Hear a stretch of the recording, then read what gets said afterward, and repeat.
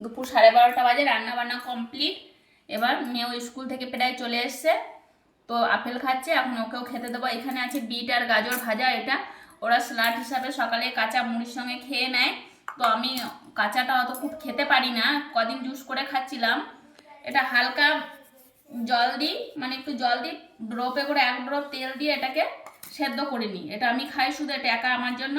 আর এখানে আছে বেগুন ভর্তা, এটা ধনেপাতাটা কেটে নিয়েছি, পেঁয়াজ আর কাঁচা তেল দিয়ে মাখবো বেগুন। আর এখানে আছে লাউ দিয়ে মাছের মাথা দিয়ে, গাছের টাটকা লাউ দিয়ে মাছের মাথা দিয়ে। আর এখানে আছে বকুলি দিয়ে রুই মাছ দিয়ে, যে রুই মাছ দিয়ে ঝোল আছে বকুলি দিয়ে, এটা একটা করেছি। আর এখানে মেথি শাক ভেজে নিয়েছি, আর মেয়ের জন্য 1 পিস মাছ ভাজাও রেখেছি। ওর 1 পিস মাছে পছন্দ না, তাই ওকে ভাজাও দেবো, ঝোল দেবো, আর আমরা ঝোলেরই খাবো।